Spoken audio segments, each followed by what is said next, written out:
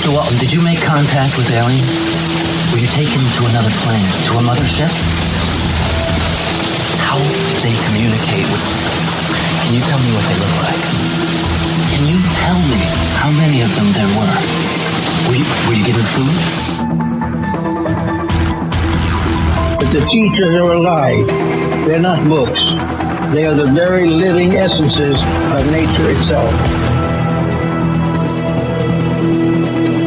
What a strange person.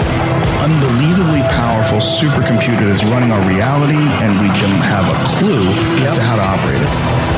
So when maybe you or somebody else creates an AGI system and you get to ask her one question, what would that question be? What's outside the simulation?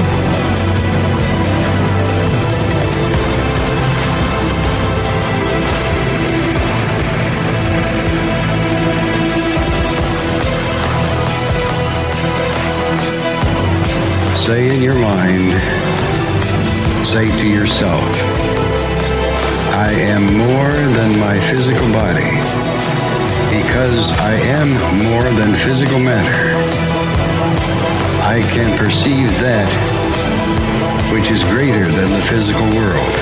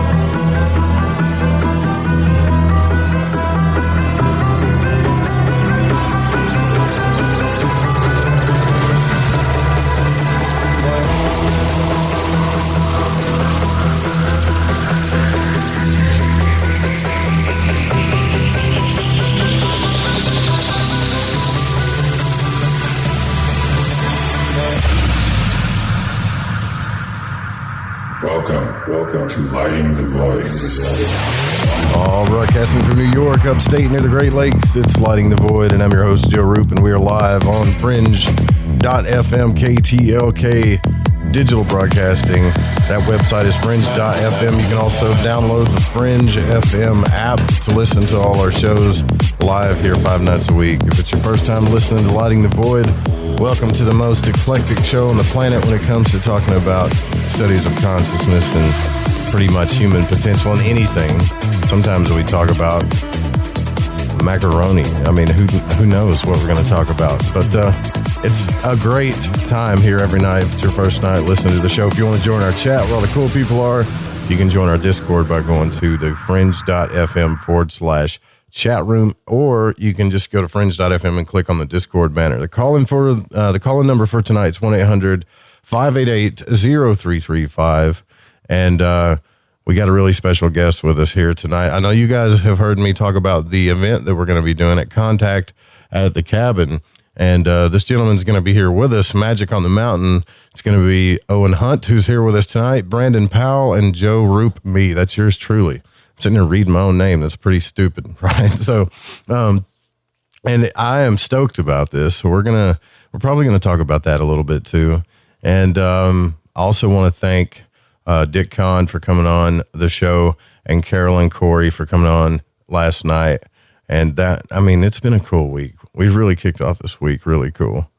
And if you want to go check out the Tinfoil Hat show that I was on with Sam Tripoli, the video is out on Rockfin. So that's ROKFIN. You'd have to go to Rockfin. That's where I think he's got the video out somewhere else, but you can go watch the video there and just type in Tinfoil Hat and you'll find it. All right, so let's get this thing going because we're going to get into some really cool stuff, and I don't want to waste any time at all. So Owen Hunt is here with us. He's a producer, comedian, author, improviser, and student of the mysteries of the universe. In short, he is a voice whose work inspires people to question the nature of their reality through humor, love, and encouragement.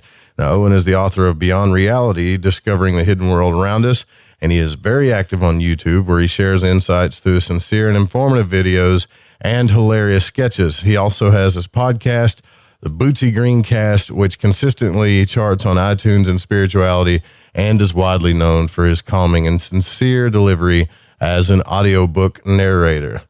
Owen, what's up, brother? It's good to finally have you on, man. Joe, it's a pleasure, man. I'm so happy to be here. I'm stoked about this. I feel like we're like brothers from other mothers. We're kind of doing the same thing, you know? I mean, I'm not doing comedy, but like what you're doing is pretty much what I'm into too, is like unlocking the human potential, right? I mean, I don't want to speak for you, man. So you just tell me how you got into this, how you got going on what you're doing. Yeah, man. So just curiosity, curiosity and crippling depression. Those two things will make you dig, And Yep. so past 8 years, I've really just been looking for answers. And I've taken on just a lot of different work and sort of started to synthesize it and organize it and put it together and sort of package it up so that it makes sense. There's like a thread that sort of runs through it and understanding kind of what I'm here to do. And how I can help other people has basically brought me to where I am through learning a lot. And, we can go into my past or really whatever, anything's on the table. You do comedy too, right? You do, is that like half of what you do is comedy? Because I mean, are you just that damn funny all the time? Maybe you're just that damn funny all the time. I wish, that's a funny story in its own, because I didn't realize until a couple of years ago that comedians even wrote material. I thought these guys were just so funny. They just went up there and started talking, right? Yeah. Like I thought, you watch Richard Pryor or Eddie Murphy, which is some of the comics that I grew up on. And they're so natural that it doesn't seem like they're pitching you material, it's like, they're just going. Yeah. And so, I love that delivery, that style, even like Carlin. But Carlin, I should have known, but I started writing sketch comedy, and I've been a producer in comedy since about 2014. So, once I, started working with comedians hands-on, I realized, they write this stuff, and there's rooms full of writers that write this stuff. And I was like, well, I guess I can do it, So, yeah. So that's kind of how I got started. And ever since, still working and exploring. And that's the fun part, with as many people as I possibly can, and just really trying to make comedy that is inspiring, right? I don't want to like provoke thought necessarily. I mean, sometimes it's fun. Don't get me wrong. I'm going to jump around, but I'd rather inspire it. I really want to lift people up. I really want to bring people, into a more positive place through whatever art or craft that I'm picking to do, and really inspire them to live their most authentic life and be themselves and give their gift to the world. That's really what it's the best thing you can do, right? I mean, that's what I want to see, man. It's the best thing you can do. And I've watched some of your videos on YouTube, and it's like, and the whole depression thing, I totally understand. When I tell people that I came from a dark place, even when I got started in radio, there's only a few people out there that know just how dark it was. Right. I mean, but that's when you have your moment of, that's the make it or break it moment, right? That's when you change and you start you start spiraling in a different way. Or, you end up 80 years old and, drinking like a fifth of 151 every day going, I never loved your mother, right? And then dying because, your heart's giving out. Like I grew up around that kind of stuff, man. And when you get in that kind of depression, you start asking the big questions, right? Like, what the hell am I doing here? What is this all about? What's the suffering for? Do I have to suffer? Is Buddha just full of crap? Like you get what I'm saying, right? Absolutely. And yeah, I don't think it's necessarily necessary, but for me it was, right? Like I needed my reality just completely smashed and destroyed with a sledgehammer in order to, pick up the pieces and assemble them myself and be like, all right, cool. Reality as we understand it is nothing but a model, right? Like nobody can tell. If I say, Joe, what's reality? You're like, what do you mean, bro? I can't answer that. Nobody can answer that. Yeah. So like, I think that that's the opportunity to start to begin to build your own map, right? Like as Robert Anton Wilson says, the map is not the territory. Alan Watts, the menu is not the meal. What we basically are putting together is a map that we can use that will hopefully translate to reality, because we can't directly really know it. We can only know, words that describe things, which are really only signposts. So basically, through that process, I've been able to make a little pile, after my reality got smashed like a stained glass window, like make a pile and like assemble the pieces in a way that to me makes sense, right? Like I consider myself to be a blue collar mystic. So, I really want to help people. And we are both from like similar areas. You're from Arkansas. I'm from West Georgia, right? There you go. So it's like, here are some biscuits and meth, Here we go. Right. Biscuits and meth. That's right. That's how it is. And so, so I'm used to being around people like that. And I want people to understand what's going on in reality in the most straightforward way. And the simplest way is, to me, the most direct path. That's what makes sense. And that's, I think, what can help people. Like a lot of people have different models and ideas, and that's cool. They can be very complicated, but I don't really see the use in making things or making, I don't know, something that's like easy to make yourself seem smart. And that's cool, right? That's bro. That is the thing. Like when I got into this, I ran into, so there's the ego thing, right? And everybody's got the ego thing, and everybody wants to do a podcast, and I think everybody should. I think everybody should do whatever the hell they want to do. But here's the thing, what happens is when things start like lining up for you, or you actually start going down your path, you start thinking the universe kind of does this thing where it tests your ego, I think sometimes, right? I think it does. Like it'll poke you a little bit to see, well, if you get a big head. But I've never liked that. I always wanted to be like, yeah, I'll do a show, but can you guys like sit beside me while I'm doing the show and talk to me, right? I'll open up as many phone lines as possible. I don't want to be a figurehead, but even in saying that, if I feel like sometimes things just keep pushing me in that direction. I mean, I'm sure, like I was talking to you before the show, I get paragraphs of messages on Facebook sometimes. I can't answer them all, and I don't want that, like I don't want to be that person. But sometimes, well, let me ask you this. Do you think that regardless of what you want, do you think the universe wants something else for you?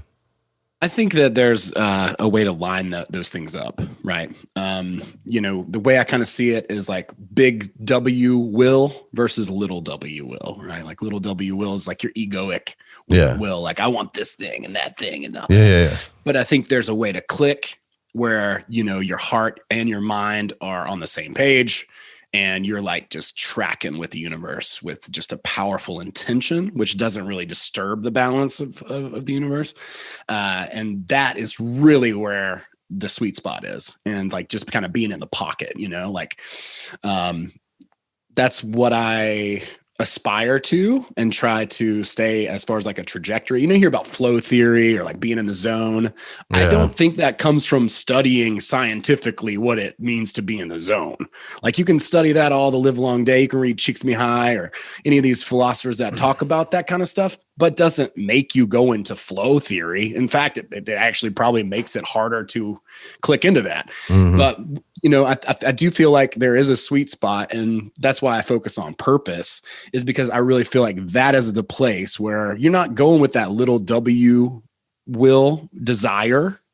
You're going with like big W, divine intention, right. And you're moving and doing the thing that you're here to do, because each one of us is very special, very unique, and it's also true that we're insignificant, right? Both at the same time. But I really do think that each and every one of us is here for a specific purpose. That's my model. And that's what I try to work with people on, and finding their groove, like Stella, get it back. Right. Get your groove back. Right. Drive it. So what is your divine purpose? I always wonder, like, everybody has this great plan in their life, and I don't want to get dark here, but let's think about this for a minute. We all have this vision, this great grand vision of our life. Most people do. They see the world from this, place where the world is just they're in their world mainly, and they have this achievement kind of grand vision of their life.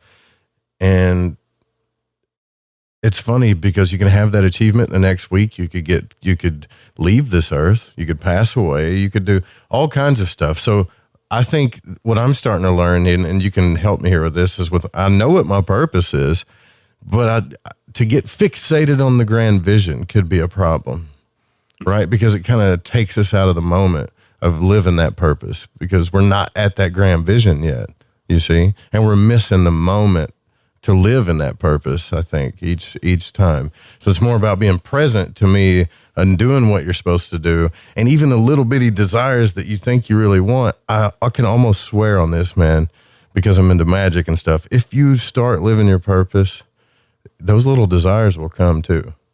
Things will just start coming towards you, Yeah. There's nothing wrong with desire, but I think desire apart from intention, like to make that distinction is really important, because desire upsets the balance of the universe. Like think about coming from the Hermetics thing. That's what's so cool about it.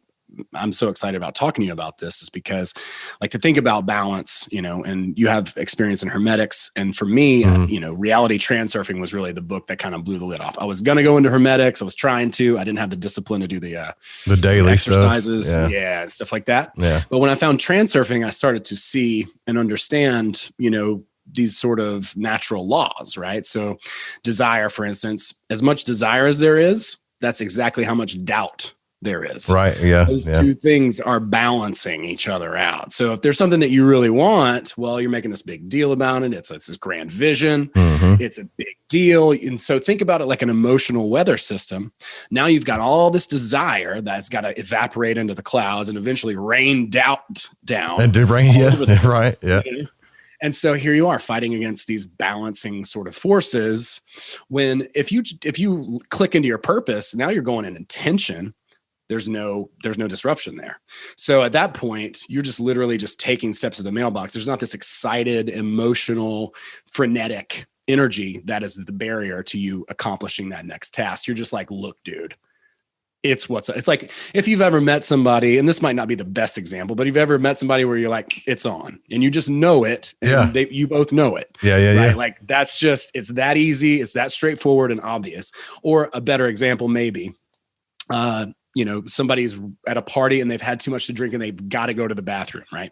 You don't know this person from Adam, but you can tell that they need to get to the bathroom. So you just get out of their freaking way. You know what I mean? Right, it's like, you go, my sneakers are, are choice. Like I have good shoe taste. So I don't want vomit all over my Pumas. You know what I mean? So you get to the bathroom. So, but that person's like intentionally doing that thing, and you can feel that energy even in a crowd. That person that just kind of like moves through the crowd so easily. So it's like to think about intention is a very hard thing to kind of explain, but that differentiation is huge. Like if you've been in a lucid dream, for instance, like intention, like I'm going to fly, and then boom, you're in the air just like that. And so clicking into purpose, I think, helps us to access intention as opposed to desire. We think we know what our purpose is. We think we know what we want, but all that stuff is, generally speaking, very much like constructs of society and other people's things that they think are cool. Even in dating, you might date somebody who other people think is attractive, and it's like, but what do you? But I don't click with them. I've done that before. You know, when I don't do that now because I'm older. But when you date somebody that they're popular and attractive, and I think they're kind of sexy or whatever, and then you can't even carry on a conversation with them. There's no real connection there with them, and it doesn't last, right? So. Yeah, but I've also found that in hermetics, in magical hermetics, the elements of fire, water, and all this stuff, so fire is a part of desire, right? So the whole time you're doing this, you're balancing out, just like the movie The Fifth Element I bring up all the time. I think it's great to feel desire, and also great to feel, even though it sucks, the emotional doubt and stuff that you don't get, because it's bringing things out inside you that you need to alchemize and work out, right? Because that's where the disappointment comes from. And as you're trying to balance those things out, you realize, I'm getting focused on this one thing. And it can bring you back to your intention too. But the second you start living your purpose, then all this other stuff just starts happening. For the most part, you know. Yeah, no, it does. And there's still going to be those challenges, you know, nothing's ever going to be so easy. But what I found that is that like really, you know, rooted in purpose, like the things that would normally be mundane or super challenging are much less difficult to face. Right. You know, they just are. I mean, you're just like, all right, cool. I got to do taxes. It's just part of the gig, you know, but like, you know, I'm doing my own business and all that. I hate accounting. I hate taxes. Oh, it's extortion, dude. Right? But it's theft. You can go on that rant. For sure. Yeah. No, enough people have. Right. Skip that joke. Right. but like any of those things are like a challenging day that's just like really rough, you know, like where you're just trudging through the muck. But for some reason, you don't feel like you need to give up that day. You're like, I'm just going to stick with it. And it's because I think that you're in that purpose and you can access that flow. And that's the big difference. That's the differentiation. And, you know, what I work with people on is the difference. Most people think, oh, I have a purpose. That must mean a job, but a job is not your purpose. Like, I want to be really clear about that. I think that probably all of us, frankly, should be making money in more than one way. Your purpose is something that you can apply to many different functions or roles in society. So, you know, you may be a dishwasher or a garbage man or a, you know, nurse or a banker or whatever. And that might be your role in society, but that's just this like external, you're just being a cog at that point.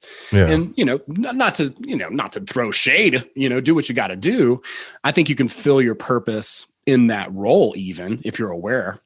But once you really start to step into that, there's going to be many opportunities to express that through whatever role that you currently find yourself in. I'll give you an example. My purpose is in my model, right? Like your purpose is, generally speaking, it's going to be something that's kind of abstract, kind of general.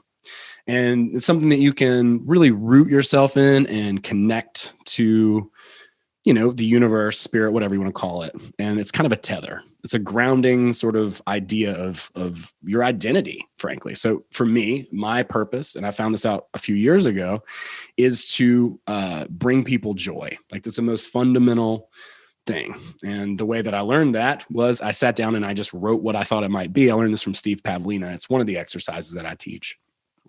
And you just write down what you think your purpose might be for like 30 minutes, 45 minutes, whatever. And when you write down something that makes you cry or close to it, gives you that feeling, right? Not everybody's a big crier. I am too, man. I cry like a baby. I know, right? Don't watch the Lego movie with me. Like, we're going to be hugging it out in Arizona. Right. I mean, but yeah, so you write that down. And when you write down the thing that brings that emotion to you, that's your purpose, right? It's not for anybody else to find it. You're the only one who can find your purpose, right? But the tools can help. And I think that purpose can be expressed in multiple ways, numerous ways. So if you are a waiter or a waitress or a janitor or whatever, you can still express what your purpose is in that function. So I might be in the grocery store and just crack a joke to the person in front of me in line, just to cheer them up a little bit and bring them joy. It's like, before I started teaching and doing the things that I do now, I was incongruent and it didn't connect. I didn't have a lot of people enjoying what I was doing, connecting to my work, resonating with it, because I wasn't delivering it from a place of purpose. If I'm not delivering it from a place of purpose, then it's incongruent and it's out of sync. They just don't feel right too. You can tell just by the way it feels like this isn't, it doesn't belong, right? Exactly. So, yeah. Exactly right. And so, once I kind of dialed that in and realized, I can't just go out and start yelling at people on stage from a comedy stage and expect that to land, because it just doesn't fit me and my personality and my identity, who I really am. And there's a lot of like things that we think are us that aren't really us, or a lot of things like I was talking about earlier with desire, things that we think we want that we don't really want. And I'd be interested to talk a little bit about that with you, because in hermetics, it might look a little bit different, but in reality transurfing, the author talks about pendulums, and I've heard this also spoken about as egregores, or tulpas or tulkus, or like, these energy kind of. This is where you put your energy into. Yeah. Collective, sort of energy forms. So I feel like there are all these like swinging around ideas and, shiny sort of objects or paths, like celebrity or, whatever. Right. Yeah.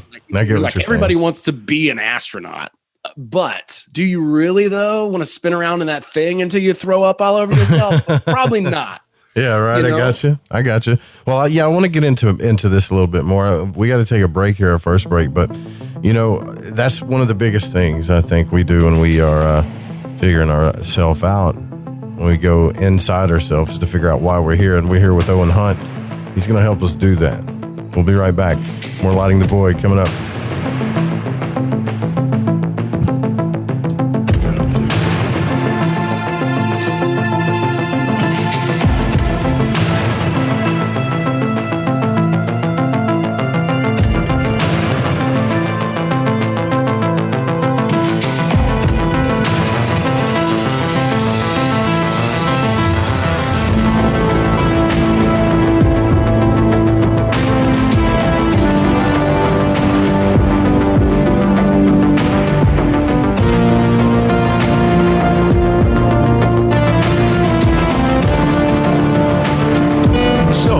Love talk radio? Then you'll love TalkStreamLive.com. TalkStream Live is always on 24/7 with the best streaming talk shows. Find your favorite talkers and discover some new ones. It's free, readily available online or on mobile with any smartphone or tablet. Finding your favorite talk shows all in one place has gotten a whole lot easier. Just go to TalkStreamLive.com. Be sure to download the free apps from Google Play or the iTunes App Store. The truth is out there, and so are we. KTLK, Digital Broadcasting, The Fringe FM. Want to support Lighting the Void? Just go to lightingthevoid.com, sign up on our membership page, and pick your package where you can get exclusive content, readings, and exclusive behind-the-scenes content. Also, check out the LTV shop where you can get your very own altar box, t-shirt, shack, hoodie with sigil, Roswell-style t-shirt, racerback tees, socks, long-sleeve shirts, stickers, and beanies. Keep Lighting the Void airing 5 nights a week by going to lightingthevoid.com and support today. Hey, is that a new music app? Yeah, check it out. Surfer Music Discovery. It links to thousands of online stations, but the twist is you see the song names and artists that are now playing live. That's different. No guessing. Looks like a waterfall of music. So many formats. Rock, oldies, country, R&B, jazz, and a whole lot more. How's that spelled? Surfer. SURFR. Is it expensive? It's free. No need to sign up or sign in. Get the Surfer Music app free from Google Play or the App Store. Telepath is a weekly digital newsletter filled with the latest paranormal news, trending topics, and fresh articles from some of the most popular critical thinkers in the community today. Stay informed on your favorite paranormal podcasts and live streaming talk shows. Interact with the Telepath and upload your paranormal story or pics. It could be featured in an upcoming edition. Sign up right now for the free Telepath newsletter at paranormal.radio. That's paranormal.radio. Lighting the Void and the Esoteric Scholar present the Altar Box, crafted and designed for magicians by magicians. Now you can take your practice with you. This beautifully handcrafted mobile altar opens and works as an altar for any of your spiritual, religious, or ritual practices. Made to travel and work in small spaces, the Altar Box comes with hidden compartments for your practice tools and accessories. The Altar Box also comes with a dark scrying mirror for scrying and reverses and fits perfectly also as a chalkboard for any sigil, symbol, or whatever you see fit to sketch. The Altar Box is handcrafted to carry as a small suitcase, so you may take your practice with you, and the hinges are made with solid material and hinged with leather and rivets for extra strength. The mirror piece and floor plate fit perfectly when closed, so no movement will happen. Use it in small places as well. You can practice meditation, magic, planetary magic, sigil magic, scrying, ritual. Never be without your practice tools again, no matter the setting or where you go. Just go to lightingthevoid.com/altarbox and get yours while the sale lasts.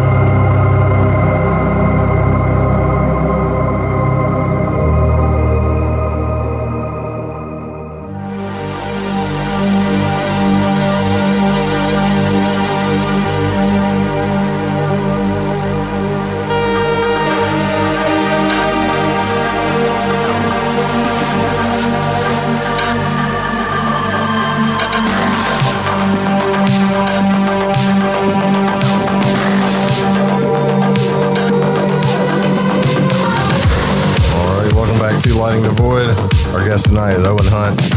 Remember, February the 10th through the 13th, we're going to be at Contact at the Cabin with Grimerica, and we're going to be, me and this gentleman here, we're going to be presenting at that place. So all those spots are limited, man, and people are getting camping spots. And I think it's going to be cold. Some of these guys that listen to Grimerica are rugged individuals. They love that outdoor stuff, man. And the camping spots are actually selling out faster than anything right now, man. So if you believe it or not, right? I think we're going to have a big cuddle party is what it's going to wind up I being, couldn't believe that when Darren told me, he's like, the camping spots are already selling. I'm like, what? So yeah, we got a few months till it gets there, but I'm sure it'll sell out. But I hope to see as many of you there as possible. That's going to be cool, man. I'm so excited, dude. I'm super honored that those guys even thought of me at all to be a part of that. But yeah, I mean, I'm going to get over my intimacy issues, and we're going to get super weird in the woods. Right? Listen, I don't have, and this is my problem too. Maybe you can help me work this out. Like, I don't have intimacy issues. I feel like the rest of the world does. I'm dead serious, bro. Like, right? That's great. I don't have intimacy issues. Now, what I have struggled with though, in the past is, and this is all hermetics, right? The masculine and feminine energy. And then you get into this, you want to make sure you're totally attractive to the opposite sex. So you don't want to be too feminine and all this other stuff. And then you get to this point, bro, where you're like, I really don't give a damn anymore, right? Like, I really don't, because I'm sick and tired of trying to like make sure that I'm attracting somebody or whatever. And then you start being yourself, and that's when you attract the right person to begin with, and that's right. What you start learning. And this whole process of coming into your higher self is like, there's no formula for you. There's just you, and the right people are going to come to you in your life regardless, so that's all there is to it.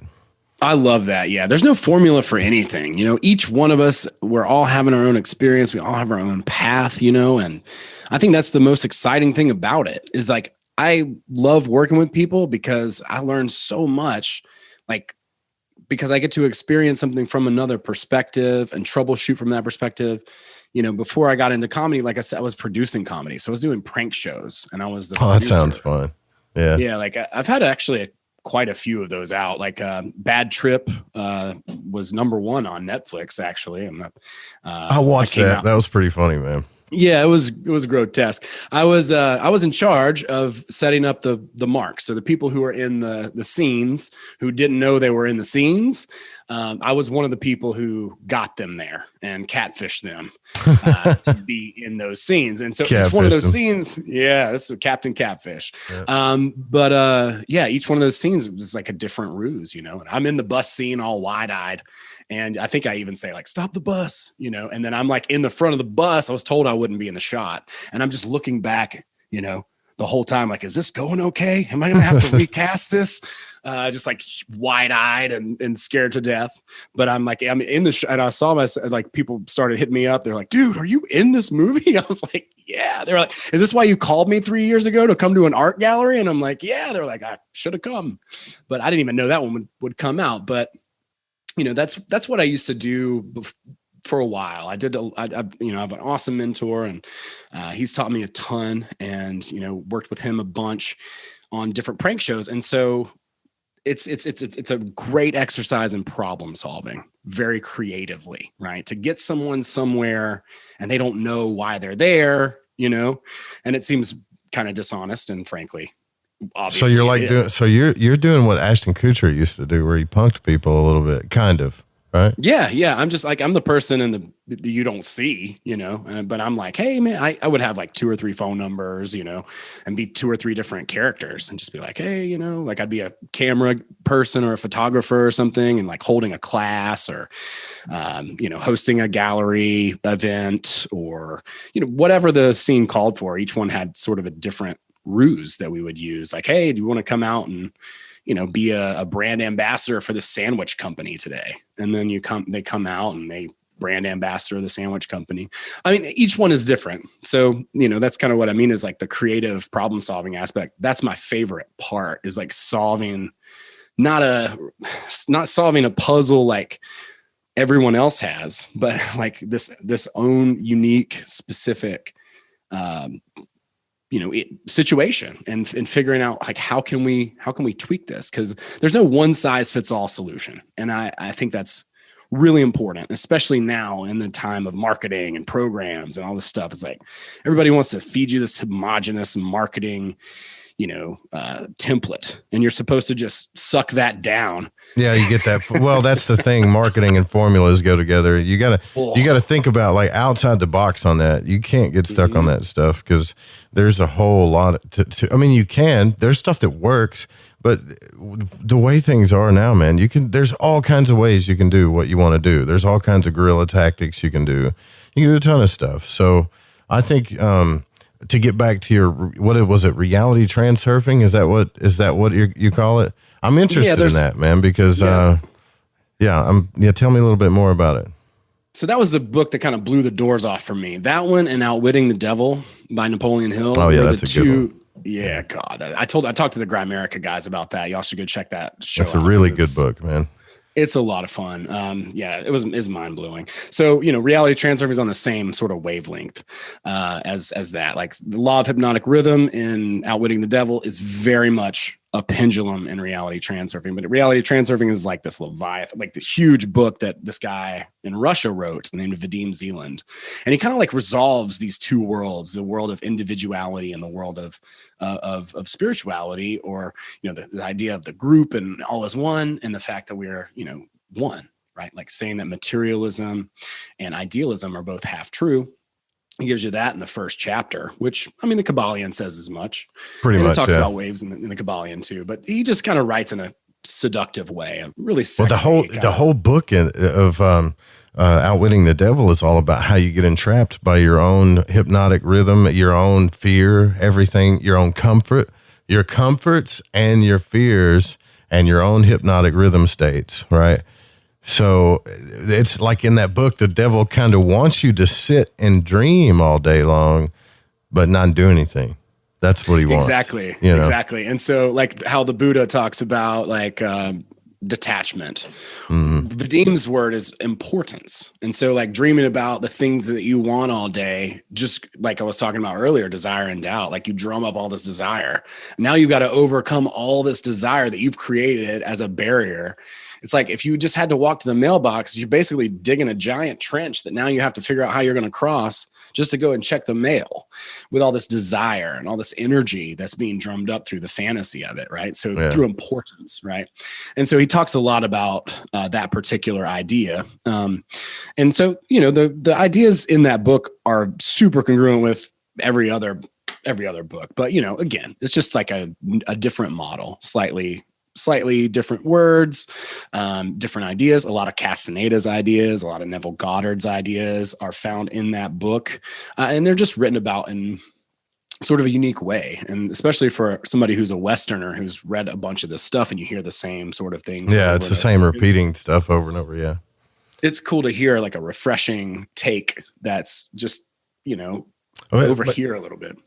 To talk about desire and emotions, pretty cool. Like Tony Robbins built his whole career off understanding people's emotions and psyches and desires and blueprints and all this stuff. And that's how he helped people become successful. And that's how he created all these great speeches and stuff. But I do think there are some things that most humans fundamentally desire in their life, right?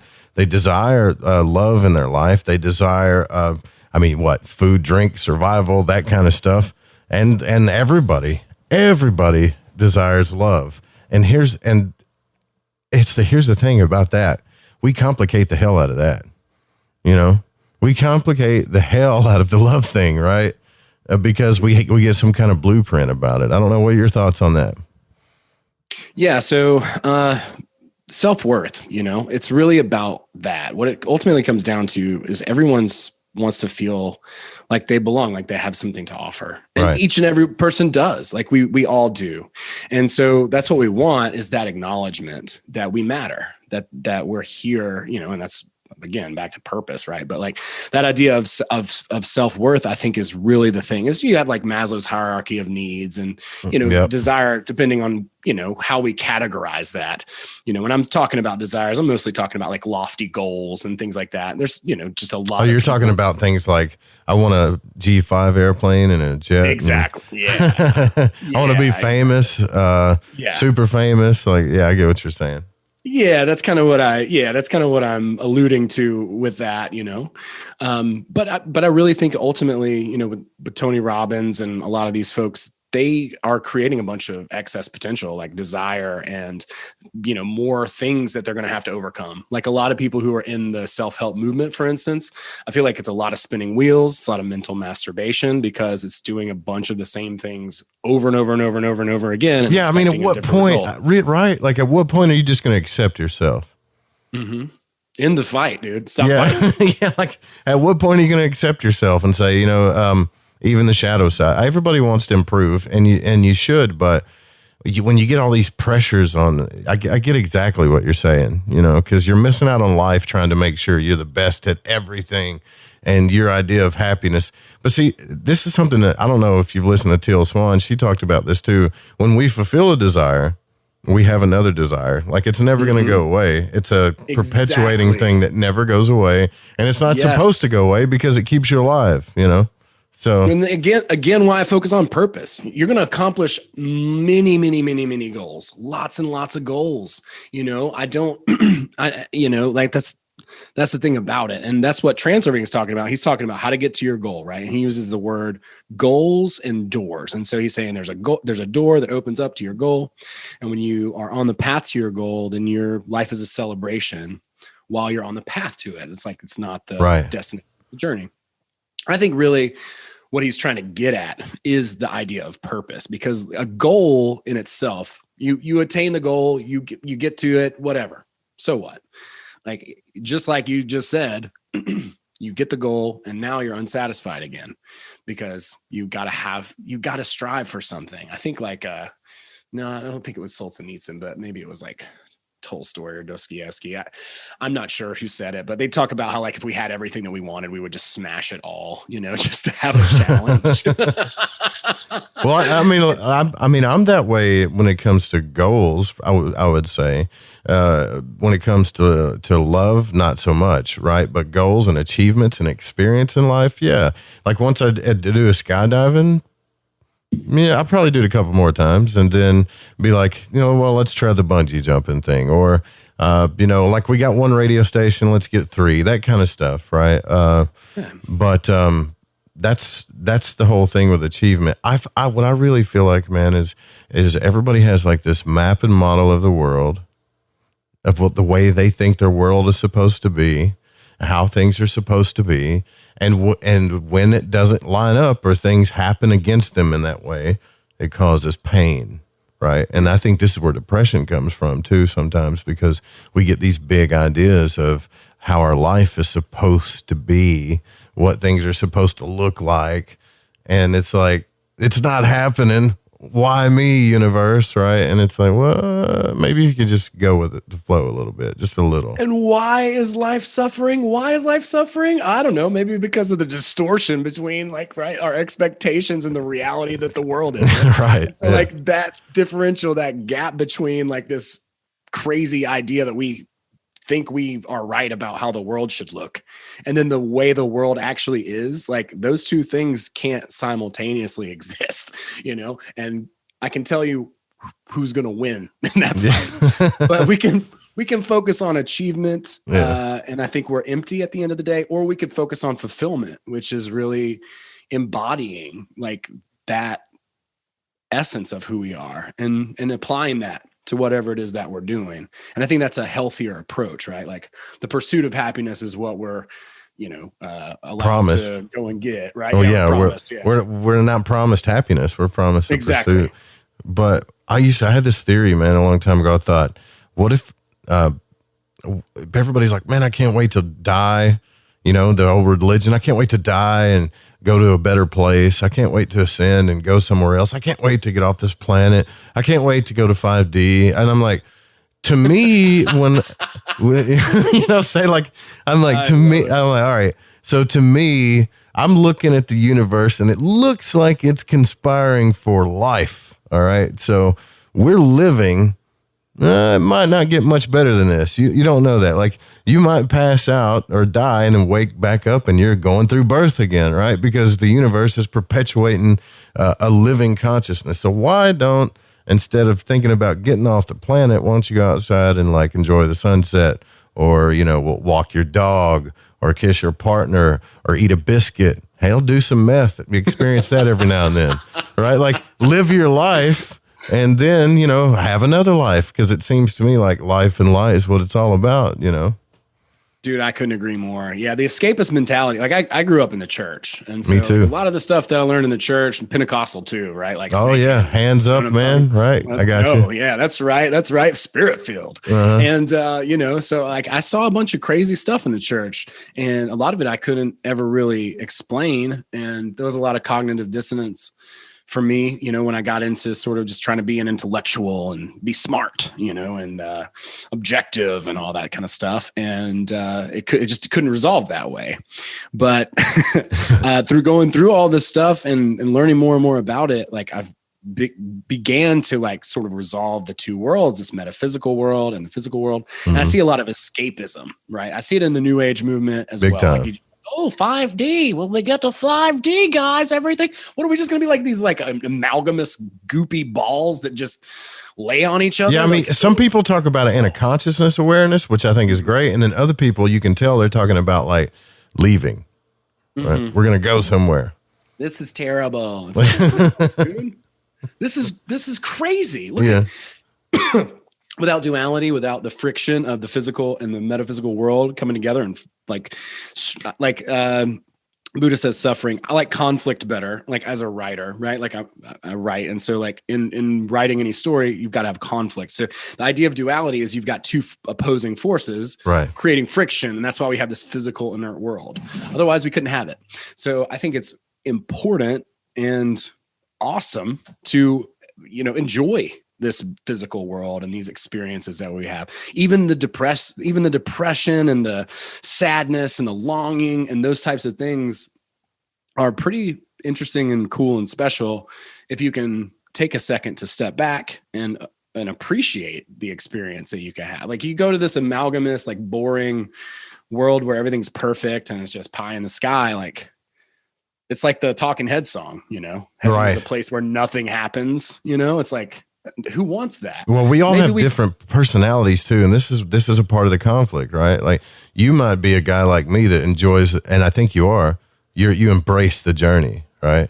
Which these type of people, I love that you embrace the journey. Other people are kind of afraid of it. You know, they need to like dot I's and cross T's. Here's the thing though, you can look at that as conflict, but what's really happening is, I think it's balancing out, you know. I think it's mirrors, that all this stuff is just mirrors that balance out, and mirrors and balance out. And wouldn't it be funny if this whole thing, like even COVID and the masks and all this stuff, was just a reflection of our inner states? Well, I think ultimately it is. I mean, that's, yeah. If we change that, it could change, right? You know? Absolutely. Yeah, absolutely. Well, I mean, so I think we're like manifesting machines, basically. Right. I don't love the word manifesting, just it's overused. It's like the Eagles Hotel California, you know, of the New Age movement. But right. That's basically what's going on, right? Like, we all sit in front of a TV or are all told one story, and then we go out and act as if that story is true. Well, we're creating and perpetuating that story. That's what's happening. So, you know, I don't really pay much attention at all to the news, and I try to stay away from that for a lot of reasons. Not because I want to be, I don't want to be ignorant of it. Like, what is Terrence McKenna's is like, but I'm aware of my unconscious, and I'm aware of what I feed it, and I'm aware of what it does. So yeah, you know, but it's like, you got the message, hang up the phone. You know? Like, we know what's going on. All right. So I'm just going to go over here and work out, what can I do positively? What can I do as a solution? How can I embody, you know, myself and make something great, or collaborate with people who are interested in doing the same thing, instead. And I really think that that's a more valuable use of time, because I've done both. I've sat on the couch and watched fear porn until I just, cried myself to sleep. And that's no way to live. You know what I'm saying? Yeah, dude. Or you do that and spend half your time trying to convince people to see things the way you see it. And you start to realize after a while, unless you do a radio show, or something like that, or you just start doing your own content like you do, you start to realize that these people or whatever, it's like the energy is going nowhere. And, it's the old phrase, pissing in the wind. You're pissing in the wind, right? Yep. So how do you become effective? At some point, you're going to realize that I just need to express myself as much as I can, and the vibration will bring me what I want. I think it'll bring me the right community, Yeah, I think so too. Yeah. And it's two parts. And I think a lot of people, they see like, oh, well, if I just think positively, then all this great stuff is just going to come into my world. And it does begin to move toward you, but you also have to move toward it too. Mm-hmm. Like there's a lot of things that, I don't know, like mentally speaking, I have I have an axe to grind with the New Age movement, because it's escapist sometimes, like we were just talking about. People I think are often imbalanced in the right hemisphere of the brain, right? And so they're super emotional, and they can just get led astray and believe anything. Mm-hmm. There's no structure, there's no grounding, there's no physical connection to reality in a lot of these circles, right? I'm not going to say all of them, obviously. And then you've got the super scientific person who's imbalanced to the left hemisphere of the brain. He's over materialistic to the point of, right. So, they're both obviously important. I think that the heart's more important. It's just more powerful as a muscle, as an electrical center, and as a guide. But the mind is also important too. Things should line up. It should be congruent, between the heart and the mind, so that like reason and your intuition are in agreement. And when that's happening, you can do amazing things. That's when you're living your best life, man. Hell yeah. Absolutely. So if you're doing, my thing is the heart leads, right? And if I start doing stuff that my heart's not wanting, and my mind goes crazy, and that'll trigger an emotion that I don't like, et cetera, et cetera. But the second, I line up with it and I'm like, I'm doing what my heart wants, right? I'm just doing it. And then everything starts kind of lining up until, individually anyways. Now, communitively, it can get that's where it gets different with relationships and stuff, whether it's business, personal, whatever. But individually, no doubt, heart all the way, right? Everything else just follows it. Mm-hmm. Yeah. At least for me. Do you think that's the way it is for everybody? That's the way it is for me. I can't speak for everybody, but I do think that that's a pretty common pattern with several people that I know, I know that if you're out of alignment, there's one dude that I talked to who's amazing. His name is Sunil Godse. He has a website called Intuitionology, and he talks about that there's 4 different types of intuition. So some people are just more cognitive. They just are more mental, and they have an intuition that reflects that. So their intuition more based on, past experiences and things like that. And he has a whole quiz. You can do the week-long thing for free on his website. And he's great. I do recommend it. It was really interesting for me to go on there and explore that, because I have a specific, everyone has each one of these intuitions, but you have one that's stronger. And so there are going to be some people probably who are a little bit more cognitive. And then there are going to be some people who are more observing in a group. There's going to be more people who are cueing off internal signals. But basically you figure out where your signals are coming from, and you can kind of get an idea, where your intuition's strongest. And I thought it was really, really cool to be able to do that. And it helped me to understand that I think the heart leads, I would say, the majority of people. But there's still going to be other people who kind of operate in a different way. But I'm 1000% there with you, heart first. And then the mind is this great, amazing tool that can put puzzles together and, figure out all the logistics to things. That's what it's there for. It's not there to make the decisions. I think usually we decide with our mind, I'm going to be an astronaut because that's cool. And people think that's bad. Yeah. And then you start doing that and your heart's like, dude, I don't want this. I don't want this. It's not fun. I don't enjoy this. And the heart don't lie, man. That's an old Judd song or something, right? It just don't. It doesn't. No, it doesn't. Yeah. And eventually it's either going to give up and just go along with it, and you're just going to be a miserable shell, like we were talking about earlier, right at the beginning, like that person who's so depressed, they're 70 years old, and they're just telling you how terrible the world is. Yeah, right.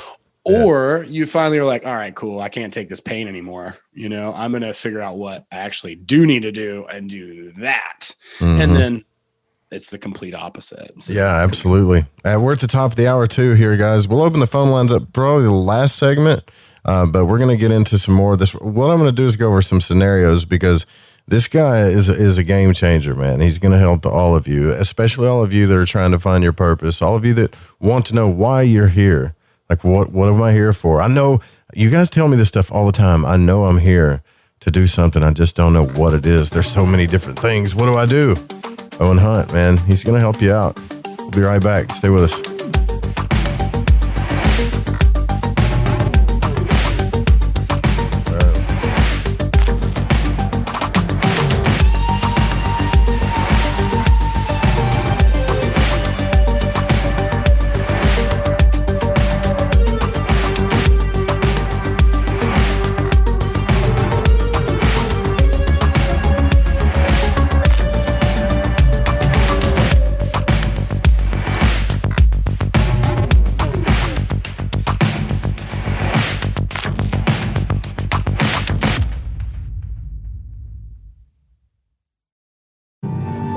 Hey, this is No Way Jose, a Northern California Piscean stuck in the Arizona desert.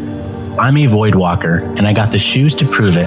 So what do I do when my soul yearns to delve deep into the realm of the unknown? I aim my satellite straight into the night sky and catch a smooth ride on the KTLK-DB radio waves. I tune into Lighting the Void with Joe Root on the French FM. Joe, Lighting the Void is the best show on the planet. This is Barney, your friend from Facebook. Thank you and all the crew for all you do. Namaste, my friend. This is Macon from the foothills of North Carolina, and I am a void walker. G'day, void walkers. This is Lily from down under Australia. The world may be small, the enigma is greater. So let your curiosity take you for a journey with Joe Root. Hey, this is Fee, coming in from Central Maryland, and I am a void walker. This is Kevin Doherty, a beginner void walker. I'm from Vancouver, BC. I know a little about a lot, and as Leonard Skinner said, I guess the rest. I learned a lot from Mr. Root on the show, and heard from the beginning. I knew right then he was going to be a new art gal. Thanks for all your shows, and keep it up. Hey, this is Derek from Mass, aka the Night Stalker, and I'm a void walker. This is Mark from Chicago, and I walk the void to ascertain what is consciousness. My name is Jared Johnson, and I'm from Humboldt County, California. I do not know all of the answers to the questions about reality. I do not claim to know the ultimate truth about life. I seek that which has been made hidden as a part of a family of explorers of consciousness. I'm a void walker. Thanks, Joe Root. This is Barbara Charlton from Metaphorical Archaeology. If you've ever had a traumatic paranormal experience, the effects of it may stay with you for years. Who do you talk to? You can't go to conventional help. What we do is we use emotional freedom techniques or tapping to actually neutralize the effects of that event. Maybe when you tell the story now, your heart races and your palms get sweaty. You don't even want to think about it because you don't know how to neutralize that. That's what EFT tapping does. It neutralizes those emotions. The circuit that was recorded on is gone. The energy flows freely and you're free of it. And that's what emotional freedom is all about. We offer this as a pro bono service, but this is something that I offer because no one, it seems, is helping people with these experiences. If you'd like to reach me, it's really easy. My cell phone is 214-995-3754. Please leave a message. I will get back to you as quickly as possible. Or you can email me, barb.eft@gmail.com. And EFT stands for Emotional Freedom Techniques. Reach out to me. It's confidential. This works. You won't believe the results. Have you heard of heavy metals? Yeah! I'm not talking about the heavy metals in the junkyard. I'm talking about the heavy metals that build up in your body. Heavy metals in your body can make you feel sluggish, fatigued, and just plain off. Why not try Life Change Tea at GetTheTea.com? Cleansing your body and making you feel great. Cleansing the inside of your body of intruders that sneak their way into you and set up an intruder camp. Life Change Tea helps remove unwanted intruder camps. Brew it, steep it, and drink in the results. Tastes great, so you can create a new health habit. Our tea loves to help people. It just needs the chance. So order yours today by logging on to GetTheTea.com. That's GetTheTea.com. Our Life Change Super Strength Tea is waiting. This could be a beautiful relationship. Take charge of your health. Order at GetTheTea.com. That's GetTheTea.com. The Fringe FM isn't just a radio station. We also provide services for all your audio production needs. If you are interested in live radio or pre-recorded podcasts, we're here to help. We even do audio enhancements and voiceovers if needed. If you want to do a podcast or live radio show and even want the option to syndicate on terrestrial radio, from simple audio file enhancement to live production and call screening, we have you covered. We have worked with some of the best professionals in the business in order to provide coaching instruction for content creation, show structure, and more. Contact The Fringe Digital Media for more at info@thefringe.fm. That's info@thefringe.fm, or call 501-777-5631 for a consultation. From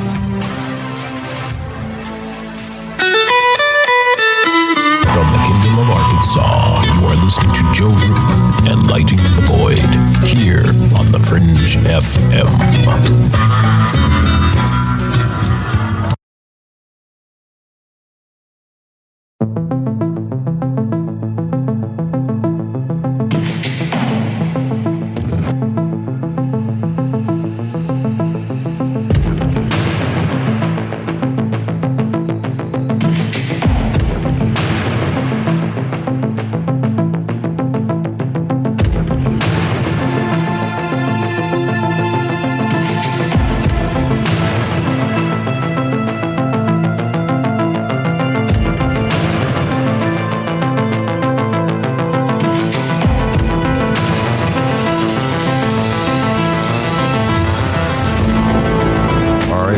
Lighting the Void. Owen Hunt's here with us, and I can already tell, man, we're going to have a pretty good relationship with this guy. You guys got to come out to the event in Arizona. Contact at the cabin. Make sure you go to the website. Isn't the website owencontact@thecabin.ca or something? I have to look at that. Yeah, that's right. Or you can just go to grimerica.ca and then hit the events, or go to, I have it on my page at Lighting the Void on the events, and both of us are going to be out there presenting. You have until February the 10th to sign up too for that. If you want to go to his website too, you can go to BootsyGreenwood.com. I got to ask you how you got that name, because I thought about, so this guy named what's his name? Bootsy. He's a singer. He's like that. He does that song, "I'd Rather Be With You." You know, I don't know. Greenwald? I think is his name. Yeah, dude. No. That makes me mad. No, I but know it's Bootsy cool. Collins, but that's it. It might be Collins. I forget, but it's one He's of the a bass player for Parliament Funkadelic. Yeah. Okay. Yeah. That's Bootsy Collins. Yeah. I'd Rather Be With You. Who does that song, man? It's a great song. And I remember when I was told about you, and I was like, Bootsy, right? That's one of my favorite kind of funny tracks that I played that I send to some people too, you know? But anyways, how did you pick that name? Just curious. So Bootsy Greenwood Collins. is my. That's right. You're right. Yeah, Bootsy. Okay, good. Okay, I'm like, man, if there's another Bootsy, no, Bootsy Collins. That's my I'd rather be with you, man. Amazing. Well, that's a bass player for Parliament Funkadelic, so huge fan also. Yeah. But my name is Owen Hunt. If you Google search that, you're going to see this guy from Grey's Anatomy, right? And he's a fictional character in the show. His name's Owen Hunt, and so as far as Googling, that's a problem. You know what I mean? So my stripper name is Bootsy Greenwood. Hell yeah. So I got to get a stripper name. Dude, it's easy. So we can figure out what yours. Let's figure out what my stripper name is. How do we do this? So the first pet you ever had and the street you grew up on, that's your stripper name. Really? Okay. Yeah.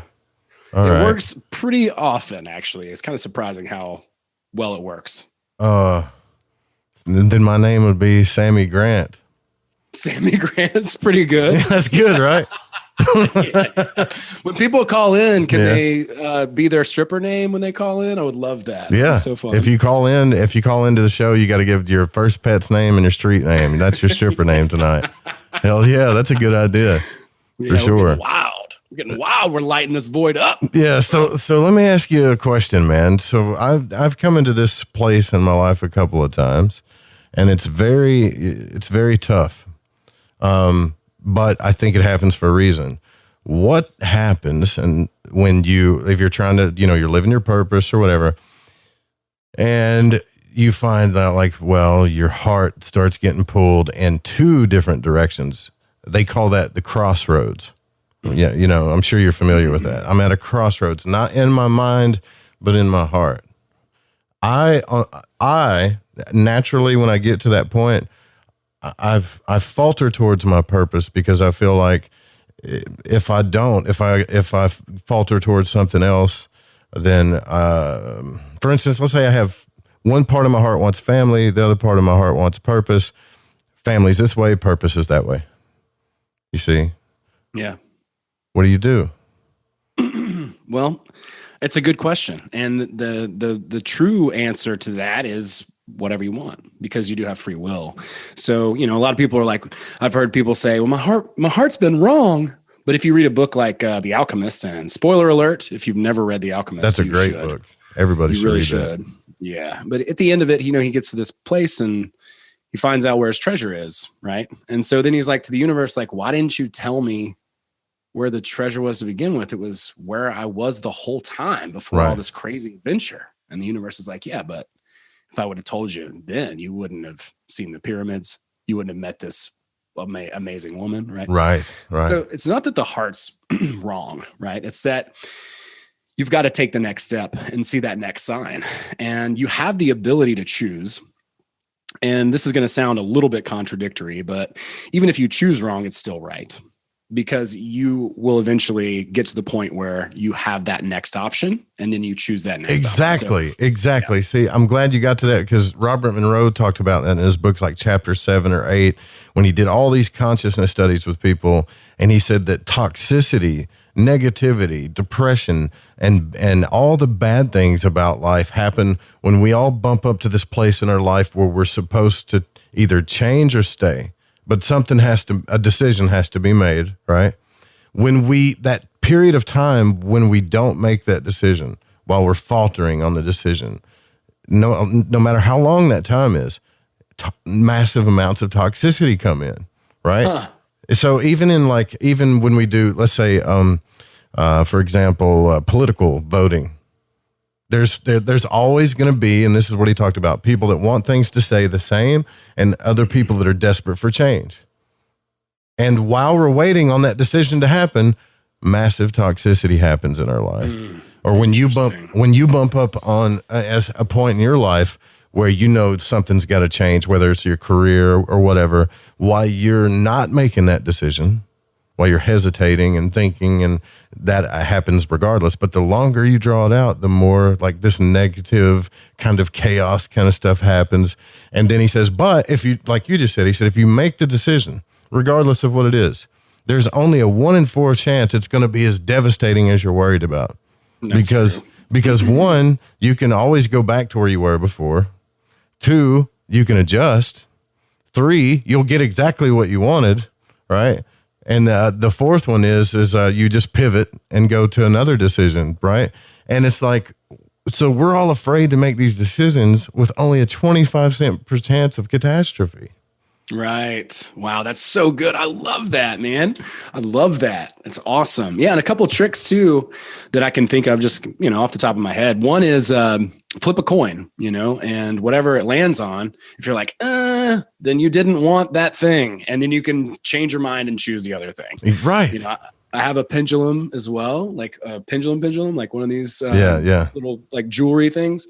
And I ask it things sometimes, and sometimes I won't, because I know that I already know the answer to this question. It's like your heart doesn't think. Your heart doesn't say maybe. It feels and it knows. And I think like even if you are torn, you still kind of know. Yeah. But you're still free to make the other choice. And I don't think that the consequences for that are going to be negative ultimately, unless you choose for them to be, and you just keep ignoring your heart and you just move further and further away from it. Right. That would suck.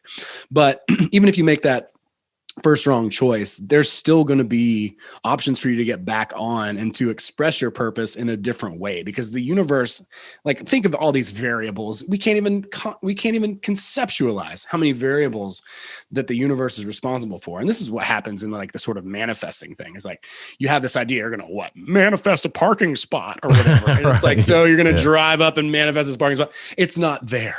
Oh my God, it's not there. And it's not the way that you thought it was in your mind. So there's this distortion between reality and your expectation of it, and crash. I do that with lottery tickets. Well, maybe you'll win now. Yeah. But you know what I mean? It's like, I'm thinking people do that when they're scratching them all the time. Same thing.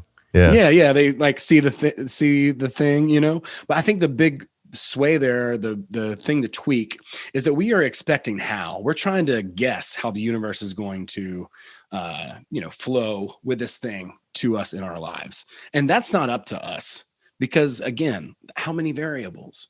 Whereas like if we're walking with that firm intention, we're like, it's going to be this way. That's just how it is. It couldn't be any other way. It's just, that's how you're not disturbing the balance. And at that point, you pass that thing, you're like, there was no parking spot. You turn the corner, you go around, and there was a parking spot up the street, just like right behind the restaurant or something, so it doesn't ever work out the way we think it's gonna work out. And it's not about it might work faith. out for better though, too. That's my point. Like it might work out even better, I think it will. And that's really why, the Buddhists talk so much about detachment, which sounds nasty, but really it's about like letting go of the how of the actual thing. It's not that you can't have a goal or want something.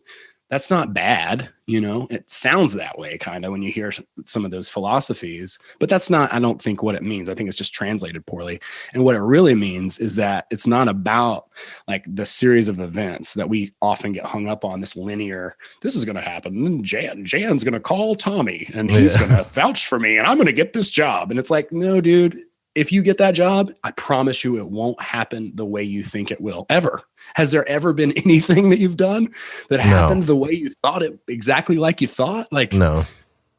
So we keep doing that, or at least I do, right? Like that was something that was a huge issue for me, big time stumbling block. I was like, well, I'm going to make a website and then I'm going to make a logo and then I'm going to have a business. It's like, it didn't work out in that linear fashion, did it? Right? Yeah, it never does. All.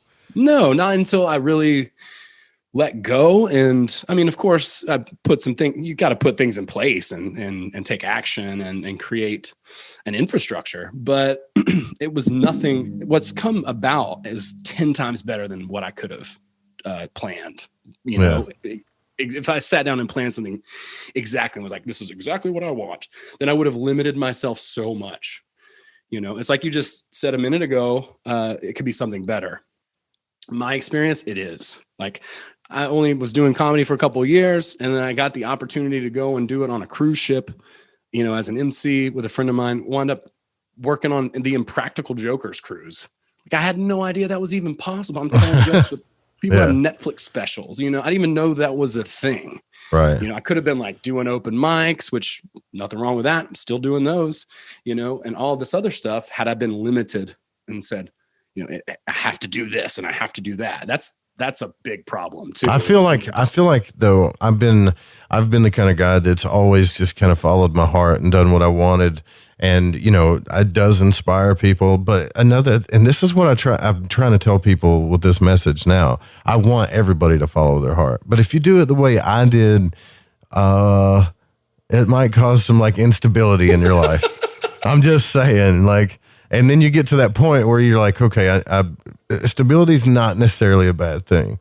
You know, I don't want to get it so focused on it to where that's all you're focused on is stability, or what does that mean? And you hashtag get your shit together, all this other stuff, right? Like I understand that, I do, but at the same time, like if you focus on that stuff and then you're trying to validate it, everybody, do I got my stuff together? Does Susie think I have my stuff together? Or what about my pastor or my dad or whatever? It's like, oh my God, at what point do you become who you are and just not give a damn about what everybody else thinks?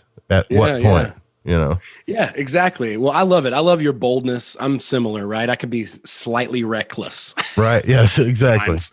You know, but the world is a mirror, dude. Like it's just reflecting to us what we believe about it, right? So if I say, well, I have to get my act together, I've got to be an adult, I've got to be responsible and start, you know, I've got to get a 9 to 5 and I've got to do this. Well, okay, you said it. Go do it, you know? But if I'm like, you know what, dude, I'm going to do what I want. I'm going to find a way. I don't know how. It doesn't matter, but I'm going to take the next step and just keep going. And I'm going to find a way to make a living by being who I really am and embodying who that is, right? Then the world says, okay, cool. That's how you're going to live. It might not be exactly stable, but right. Exactly. But ultimately, like it will catch up with you. And I think that things go, like you said, better, you know, like it might be a struggle. You might, you know, take risks and even lose from time to time, but right. 1 in 4 chance of doing some of it going of it being a catastrophe. Wrong. Yeah. Right. That's so awesome. I love and the thing is too, is if you're focused on catastrophe and you start to, what your mind will do is you'll pick up the phone and you'll call, like I'll call my dad and I'll be like, hey, I want to make this decision or whatever. But, why am I calling the person, no offense, Pop, that's always thinks about the worst case scenario? Because my mind is trying to validate the catastrophe to put me back in my comfort zone so I don't do it. And it's like, okay, but what if I surrounded myself by people that challenged me, that really like, you know, said, no, you can do it. It could be awesome. You know, a positive mindset. I know that sounds cheesy, but a positive mindset goes a long way. And I've used to be the guy, man, even last year, I would say, I get so tired of these people that say, dude, don't be negative. All right. So when people say like, when they say that about everything, it gets old. But I am starting to realize that I need to push negativity away from me because it doesn't help. It just doesn't help.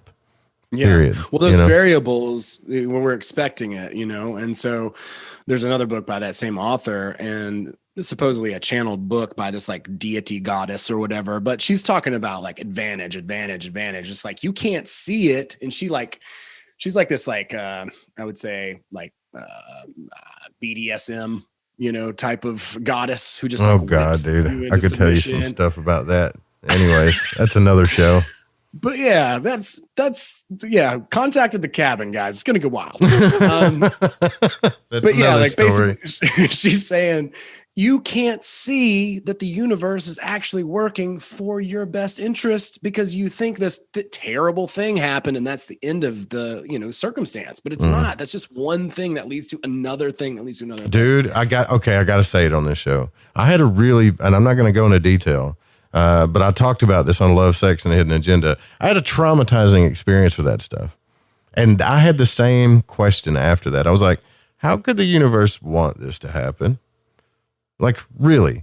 Like, so I could see, okay, getting a car wreck, you know, and all these stories that you see on like Lifetime and things like that. But this is, how could this, why? Right? Yeah. And I after a while, I really realized what it was. It was something that I had to work out in myself. Right. It was something I had to work out in myself, and something that I was at this place in my life where I didn't have boundaries of any kind, you know. It was really bad, you know. But that's all I'm going to say about all that, right? But why, when we ask the universe, like, why? Because how many times have you done that in your life, dude? Like, if there's a universe and it's out for me, this is like the sickest joke ever. Oh, that's the toughest spots. Countless, man. Like, that's why I do the work that I do. You know what I mean? Because of how many times I've struggled with that there, you know, and these ideas themselves, like, what am I doing? It's like an incessant ongoing loop in my mind. And one of my biggest downfalls, frankly, is that I have to find an answer for every question, and I need to learn to just let some things be. Dude, I am exactly the same. I've got to figure out the answer to everything. You gotta know. Yeah. But yeah, I mean, I've had that boundary issue too. And I would also like, why am I going through this? Well, dude, you got to be independent before you can be interdependent. You have to. And so like that boundary thing was a huge, huge lesson, and still working on it. But the beginning of it, I definitely got it. Yeah. Like, okay, I got it. Yeah. I got it. Yeah, right. Wreck. Train wreck. Yep. Got it. Turn into a train wreck. Yep. Yeah. So but sometimes the universe needs this life. You say, man, you have a problem. Right. And then you're like, why did you do this to me? It's like, I didn't do it. It's your problem. Yeah, you did it. You did. You did it. Agreeing with you. Yeah, bro. or you didn't, or you let it happen. Right. So don't do that again. Right? Yeah. Yeah. And then we get mad. We get mad. Think it's the universe doing it. Right. Well, advantage. It's like how it's not this cheesy. It's from Outwitting the Devil too. It's not this cheesy like, oh, this is good. This is a good thing. My car died. It's good. It's like, that's so simplistic and dumb. It's like that. No, that's not true. This is a terrible situation. My car just took a crap, whatever. And now I've got to figure out, but what is the advantage in this situation? How can I find a way to make this situation better, to improve my situation? What lesson can I learn? And then at that point, I think the world really comes to your assistance, right? It's like, oh, okay. Because Napoleon Hill says, or the devil does maybe, that for every positive situation, there is a negative seed of possibility, and vice versa. For every negative situation, there's a positive seed, just like the Tao, right? You've got the little black spot on the one and the little light spot on the other. And, for each one of those situations, there's the potential for either a positive scenario to result from it or a negative one. And we choose, just like quantum physics, where it's like, oh, is it a particle or a wave? A particle or a wave? Well, if they test for particles, they get particles. They test for waves, they get waves. And if we test for a positive result in this terrible situation, then we can find it. And if we test for a negative result, because we are the observer and we choose ultimately, then we will find the negative thing. And so a lot of people who are negative, they just wind up in a downward spiral, right? It's negative. Yeah, negative, man. negative. Yes. Win the lottery, and it would be the worst thing. Oh, well, we won the lottery, but those dang taxes, the taxes are going to kill us. And then my family's going to ask me for a bunch of money. And it's like, you just won the lottery. Yeah. I mean, like, shut up. Like, you just won the lottery, right? More likely to get struck by lightning. You just won the lottery and you're mad about it. You know what I mean? Or you go on trips with people like that. It's the worst too. And anybody can change, but it's like, oh, at the red light, or I don't want to, this traffic, and oh man, this hotel thing didn't work out. Like, haven't you watched Fellowship of the Ring? Wasn't it awesome? They had some bad stuff happen, but they got to pivot, right? And they'll never forget that time. So like, just do it, man. Like, go on the journey. That's what life is a freaking journey. And even in that book, Journey of Souls, these people were like, I'm famous, I'm doing this and that. But the guides that talked to those people in between lives only cared about the journeys. They only cared about the little stuff that happened in between their achievements. Like, why did you give that guy off the street $5? Or why, when you changed those 3 people's lives, when you did that speech, that was like the biggest stuff in Journey of Souls. It wasn't your like total achievements or anything, Anyways, I'm rambling now, dude. No, I couldn't agree with you more. But that's how people talk about jumping timelines. Come on, guys, we're going to jump timelines. Let's go. Yeah. Like, how you jump timelines? You find the advantage in your situation, and that's how you go up. That's the only way to go up. There's no other way to go up. And it would suck if you're really down, far down in negative land. But the only thing that you could do to get to a better place is to find something. But it could be anything. Find something positive. Birds singing, warm sunlight, green grass, doesn't matter. Could be anything, but finding those things, that's how you jump up timelines. Because that person that's negative about everything, they're in a downward spiral. You're either spiraling up or you're spiraling down. And there's no such thing as being still in reality. So it's one or the other. So, and there is such a thing as toxic positivity. So to your point about like how annoying people can be. Yeah, when they just deny any negative stuff too. Right. It's like you can say this situation sucks. You're allowed to say that. Yeah. Like, that's not a bad thing. You didn't just ruin your life by acknowledging how, it's like, dude, I'm I'm in quicksand up to my, chest. This is great. This is wonderful. But like finding the way to get out of it and finding, the next positive thing that can be done in that situation. That's really how we can elevate up. We're either going up or down, and often back and forth a lot. So that's what I'm saying. So back to that question I asked you, like, don't send me a bill, by the way, but I'm asking you when your heart is torn, right? Like I'm about to have to travel, but my heart's kind of torn too. I feel like I've really meditated on this, and it's like, what my heart ultimately wants, because you have this, like I was telling you, this blueprint, this dream vision that you want to manifest. Am I going to get there going this way or that way? And I'm thinking, I'm going to have to suffer a little bit more, but I'm also going to, like, in a certain way, but I'm also going to gain a lot, and my heart wants to do this, So I think that's really when we're on a really good path in life, is when our heart starts getting torn. Not our mind, but our heart. Because now you're somewhere where you need to be. It may be like pressuring and kind of daunting, but now you're really learning about yourself, you see.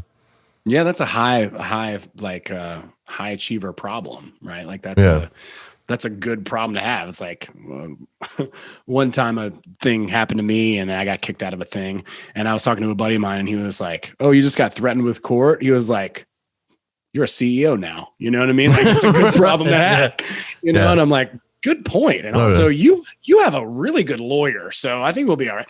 But, but yeah, so that's a really good problem to have. And I think ultimately though, you will know, especially when you go and test it, like your heart will really sing when you're doing the thing that you're supposed to be doing. And if you have the opportunity to try both of those things, I think it'll be pretty obvious, which one is the one to go toward now. And not that both of them can't happen, right? And ultimately, I think they probably both could happen, one before the other or the other before the other. And again, you got to like surrender a little bit to the universe. But yeah, it's a great problem to have. It's like, well, I've got this opportunity, and you have to say no to something because you can't do everything, and that's frustrating sometimes too. Another one of those things. But yeah, I mean, you can't. You know what, man? I think taking things like not taking things so serious too that is something I'm learning is really big. Like even if you can, you could say, well, because I get really hard on myself too, and I think if you can not take yourself so seriously, and even the stuff you've been through, right? Like if you're willing to talk about your depression or anything and say, man, I went through like the deepest, darkest depression. That's some really big stuff for some people to admit, but at the same time, it's like, but when you make light of it, you can really step back and look at it. You don't have to take everything so seriously. Yeah, dude, humor is so powerful. If you can make a joke about something, then it doesn't have power over you. Exactly. If you can laugh about something, it's not important to you. So like, I think it's a really, really powerful tool, and it's a great way to stretch your own limits mentally. If you can like find the humor, because like, it's really easy to laugh at somebody else. We see somebody else slip on a banana peel. It's hilarious.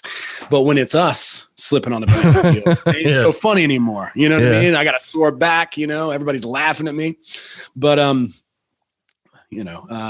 Biden's going to slip on a banana peel. It's going to be it. It's over. But that would be funny though.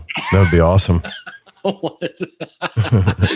You're gonna get blown over by a puff of wind, bro. Yeah, but like, and when you go to Arizona, I think it'll be fun to meet everybody and talk to everybody. I'm the kind of guy, man. Like I can talk about just about anything. I feel like the more vulnerable I get, and I could be wrong here, but the more vulnerable I am to people, the more connections I make, the deeper I get with people, the more they understand that we're all just human. We're all just human, man. We do some really stupid, bad, crazy stuff, and people that like, and good stuff. We do awesome stuff too. We do both. And I think being vulnerable is being able to talk about both, I agree. There's one teacher, I can't remember who it was, but years ago, said the more personal, the more universal.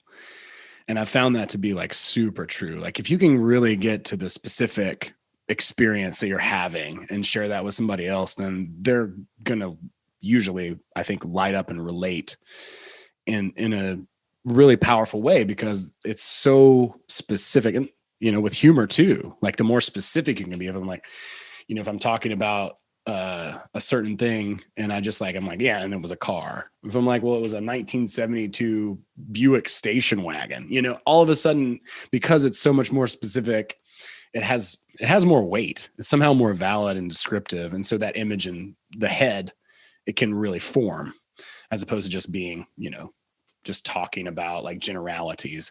So whenever you are vulnerable and specific, I think that it really speaks to other people and their heart, their soul, their experience, because they're going through the same things. And like you just said too, like they don't probably want to admit it.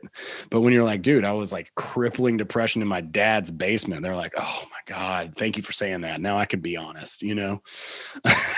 Yeah. So it's really powerful to take the lead on that and just be vulnerable. Yeah. And that's not what I was used to growing up, man. Like, even if this is something I had to struggle in my childhood, and until you fix it, like, I think it's just going to keep mirroring in your life, you know? Like I every time I tried to get deep or intimate or tell my parents, or let's just say my dad, about anything that really hurt me or whatever, it went the opposite direction. It just made it worse. Right. And so now this whole radio thing made me realize that I could talk about anything. And some people are going to relate to you. They're going to be okay with it. They're going to be happy that you said it. They're not going to just try to like make you feel like crap because you opened up about something, you know? Yeah. I think a lot of people who do that, they're just afraid of acknowledging maybe some of their own hurts, you know, and a lot of people are just afraid of getting to know themselves, because there are some tough challenges about it, but it's ultimately worth it. I want to say that, you know, for anybody who might be on the fence, but, you know, I think a lot of people are they're scared to open up, you know, they don't want to feel that trauma again, you know, They don't want to experience that. And so they will maybe push other people away and not open up just so that they don't have to. And, whatever, it's just like a defense mechanism, I guess. But I'm glad that even though you had that modeled, I'm glad that you were able to learn, hey, you know what, this actually isn't bad to share and open up and talk about things that are personal. And, you know. Yeah, I got into reading a lot. I've been reading a lot of Israel Regardie here lately, and he talks about that, like the psycho-spiritual thing or the psycho-emotional thing that we all go through. And he gets into like, because I was reading the book, The Middle Pillar, and he gets into like Freud and Jung and yada, yada, yada. And what you see, like when you grow older, you try to either gravitate to things that were just like your childhood because you're constantly trying to work your inner child out, that even with, you know, who you're dating or whatever, or you gravitate towards the total opposite. It's back to that balance thing again, right? Towards the total opposite, and you don't find happiness totally in there, or you see what I'm saying? And if you don't open up about that stuff, because I don't have a therapist, I mean, this show is kind of like my therapy, right? So like, if you don't open up about that stuff, you never find the balance in yourself. You never find your own flaws. And it's cool when two people can say, yeah, I've done that stupid crap too, man. You know? Yeah. Yeah. Right? And it's such a relief, you know, it's like, everyone kind of exhales in that moment, you know? Yeah. And I don't have a therapist either, but I do have a trauma release agent or two, you know what I mean? Like that's really the stuff that I think really propelled me forward and helped me let go of a lot of the sort of importance and desire kind of stuff. Because, you know, those little traumas we're imprinting, you know, Robert Anton Wilson's one of my favorite thinkers of all time, and he wrote a book called Prometheus Rising. He was really a big fan of Israel Regardie's too. Yep.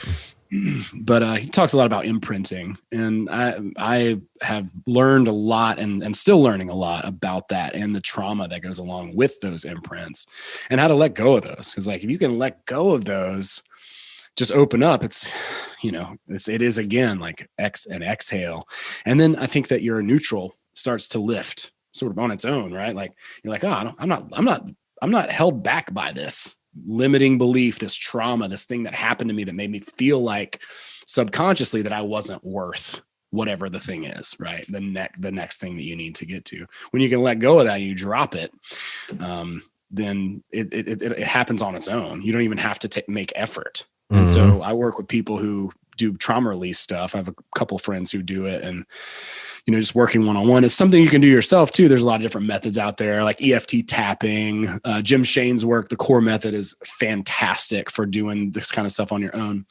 And I obviously recommend doing it on your own, but I think it's also really cool to work with somebody too, if it's possible. Yeah. Trauma's a thing that it affects everybody. I think everybody has some kind of trauma. And when you say trauma, sometimes people think, oh, you were in the war or Iraq. And I mean, that's trauma, but there's all kinds of trauma, man. There's emotional trauma. You can have emotional trauma from relationships. You can have trauma from childhood. You can have trauma because your dog got run over.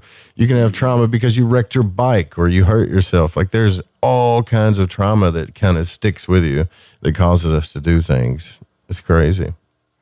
Yeah. And when I'm specifically speaking about, emotional trauma, not PTSD or something like that. Right. But all that stuff, we all do have it. Absolutely. And it's built up at different points in our lives.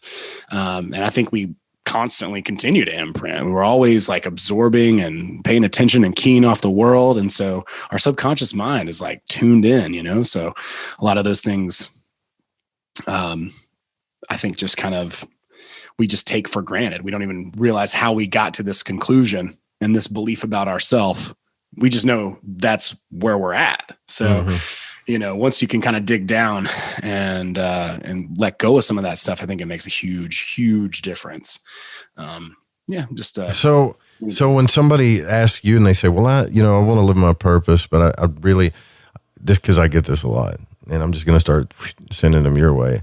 And they say, man, I know this thing in my life is it has to change, right? I know I'm going through this change. I'm not real sure what it is, but I want to figure it out. Chuck Deluxe, big shout out to Chuck in the chat, right?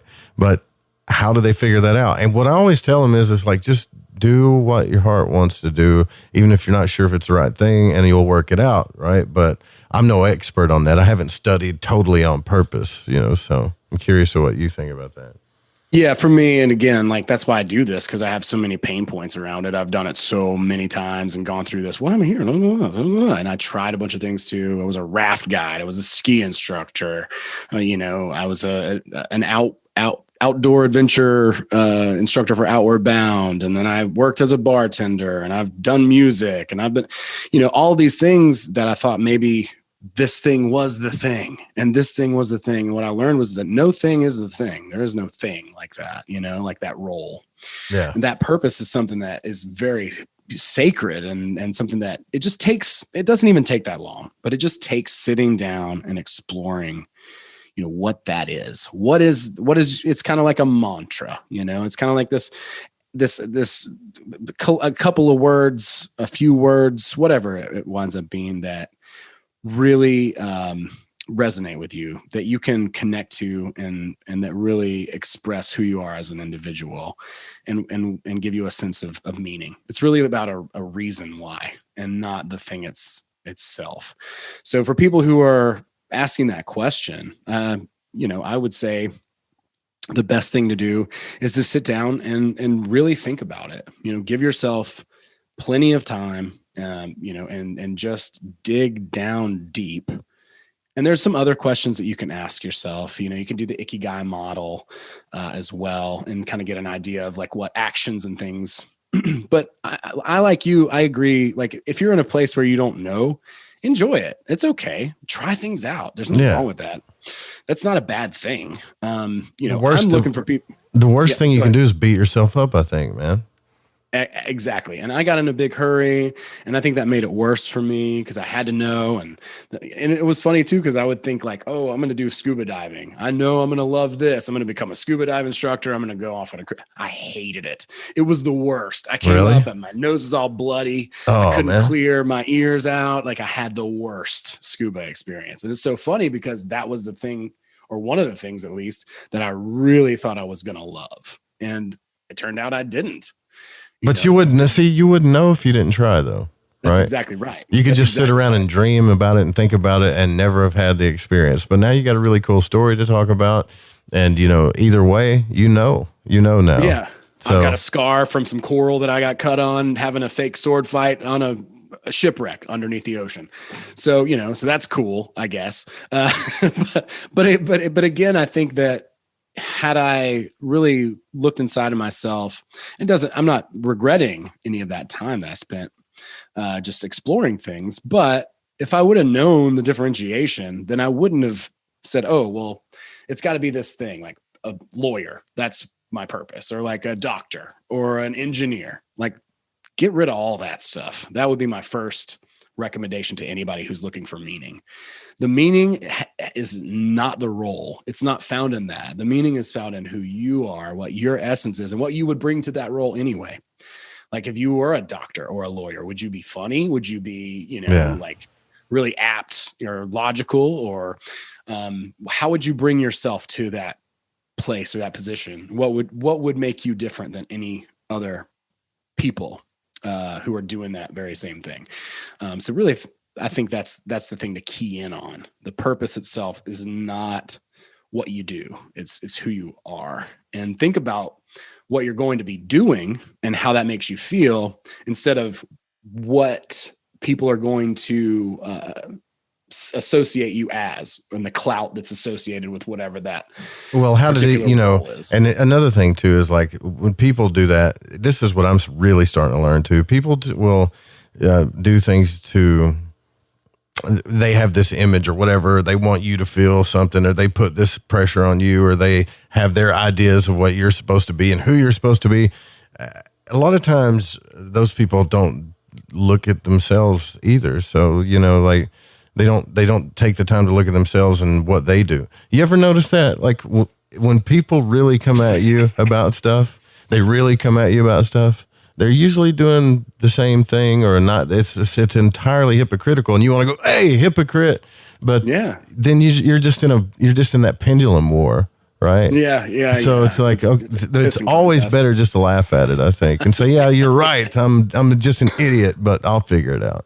Yeah. They're projecting a little bit, maybe. Yeah. People do that. That's a very real thing. And yeah, I mean, if you have the presence of mind to understand that in the moment and be like, hey, this person is they're just hoisting their own, distaste and dissatisfaction onto me. Laugh it off. It's not a big deal. Nothing is, because you can make it light of it. And then you just let them have their little moment to wallow around in the muck. You know what I mean? This is my point, man. Like that's why I'm talking about this stuff, because I was brought up by that way. My father's totally different now, man. He's such a cool dude and positive guy. But when I was a kid, he didn't, it was constant gaslighting and trying to make you feel like crap for even the littlest stuff. And a lot of parents project onto their kids, and it causes trauma. And then, but the kids grow up and they go, well, my parents did this to me. It's like, at what point, I get you had a bad childhood. Okay. But like, at what point are you going to start fixing yourself, regardless of what happened to you?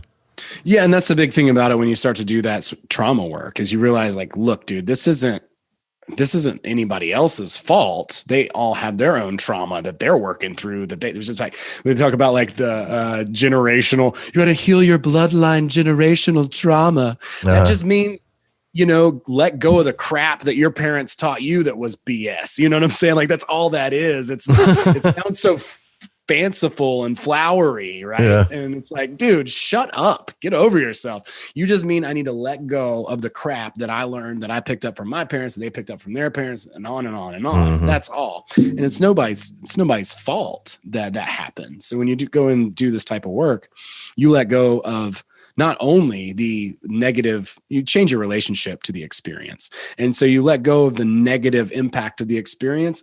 Also, you let go of the blame for somebody else, because for sure that they didn't really know what they were doing. And had they, because like we would do unintentional things to kids, and cause traumas that they'll never remember, probably, right? Like that we had things happen to us that we'll probably never remember.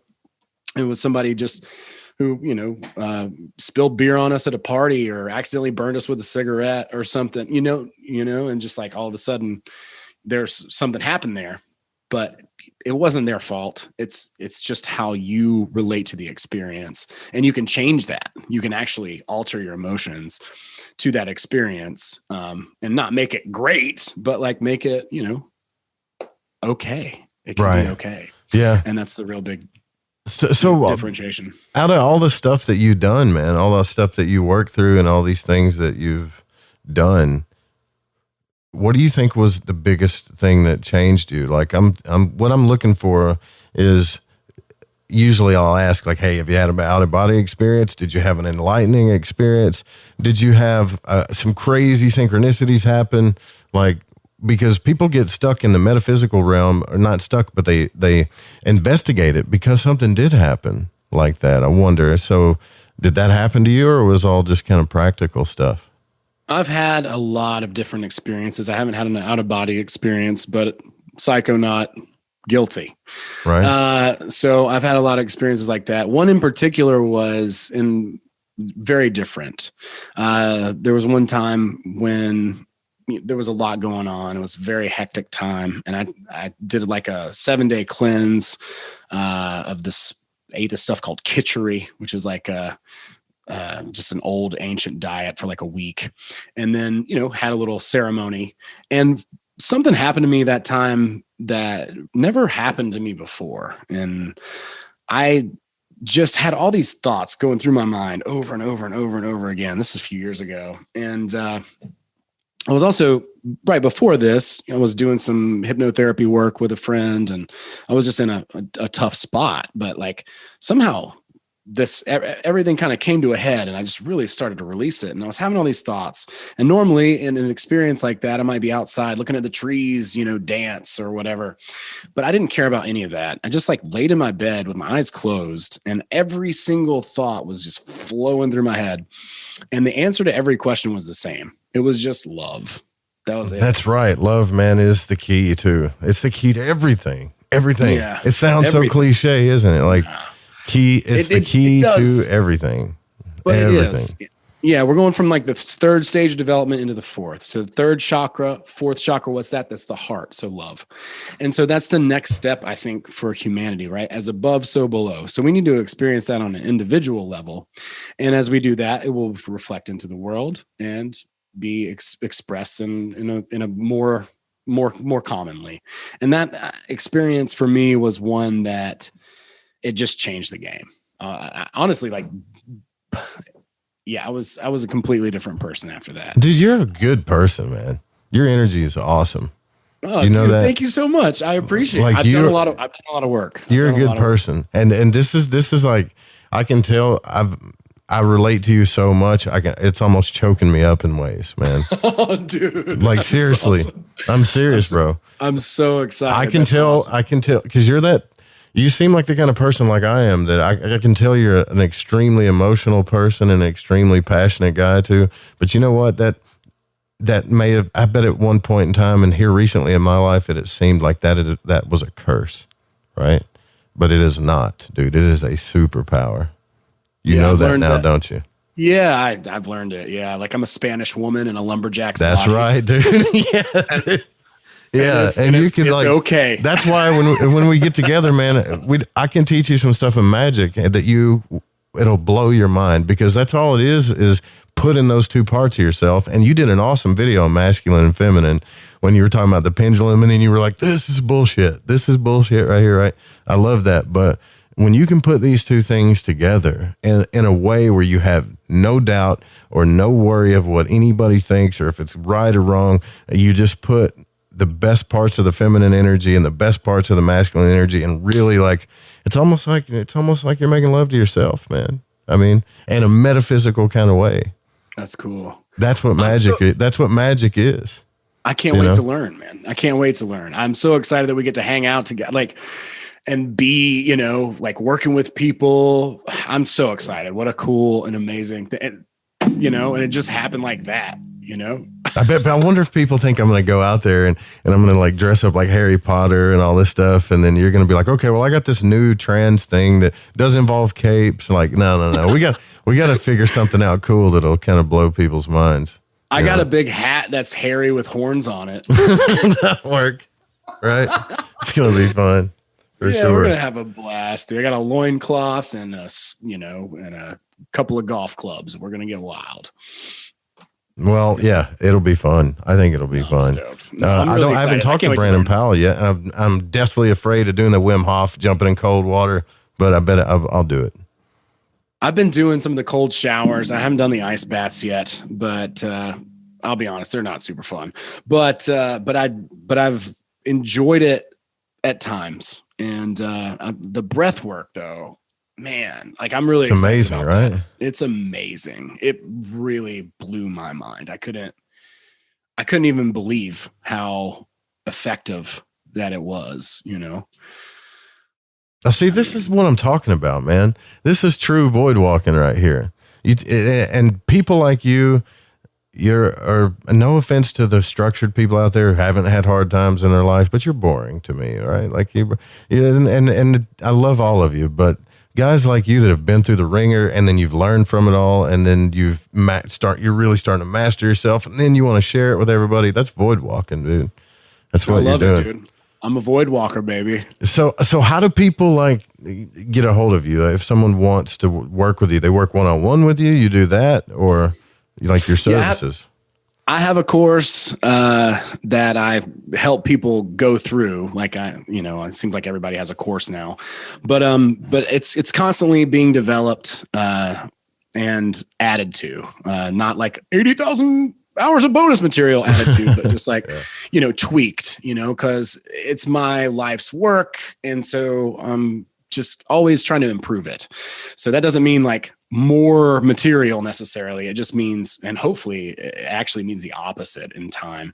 But I also have a lot of amazing people that I'll reach out to and they'll come and teach modules. So I have like 8 basic sort of, modules that you kind of go through in order, and then we find your purpose, we help you implement it, and that's really what it's all about. I have a Discord as well that's kind of on the back end where we kind of connect, and then I'm also chopping down like a short course because I just value being quick and to the point, so I'm almost done with that, so that should be out soon. If people want to work with me, you can go to bootsygreenwood.com and pretty much everything is there.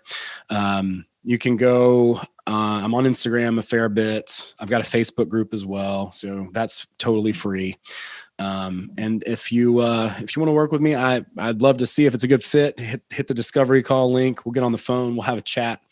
Otherwise, you can go to my website and get a free ebook that basically just outlines the main exercise that I gave, and people can read through that. Short little book's like 8 pages, and kind of take a little something from that, and then maybe follow me on YouTube or whatever, Bootsy Greenwood. I'm on Instagram, and yeah, just hit me up. Just holler at me. Like I'm cool with it. Like don't send me a paragraph, and don't send me, "Hey, how are you doing?" Right. Don't send me that message. Oh yeah, you get those too, right? Like we were talking about that before. You either get the worst 9 paragraphs on Facebook, and then you're like, I can't read this, and another person's like, "Hi, how are you?" Yeah. I'm like, yeah. Can you please say that in a sexy voice message? Not fair. But no, I mean, hit me up, like say, "Hey, I'm interested in X, Y, or Z," or people ask me questions and I'll answer them. I might have to start like doing that on the podcast or something, but I've been pretty good about, I'm pretty responsive, and I want to work with people if they want to work on this. And I have some amazing people as well that I work with who blow my mind consistently, who have different skills as well, ranging from, trauma release to dream work to tarot, all kinds of stuff. Cool. So I have a Discord server as well, which is behind a paywall. But I mean, if I like you, I'll just give it to you for free. Right. I'm kind of the same way, but yeah. Well, man, we got to get out of here. We got to do this again sometime when you're up for the late night. If you're up for late night radio. I love it, dude. I'm such a fan. I love what you're doing. It's awesome. I would also invite you to come on my podcast anytime you'd like. Hell yeah, man. Let's do it. Awesome. We'll make a date of it. And you guys go to his website. It's got a really cool website too. And he's got his own sigil that I'm digging. You got a tattoo of that thing yet? Nah, man, I don't have any tats. I'm afraid of needles, bro. What a year for that, huh? Yeah, right. Exactly. Oh man, this is one of those shows I hate to end, but we got the Brian Gable coming up next with the Secret Teachings. You guys have a good night, and thanks again, Owen, for coming on, man. My pleasure, Joe. Thank you. Good night, y'all. See you tomorrow night. Sweet dreams. Oh man, I wish I still did a 3 hour.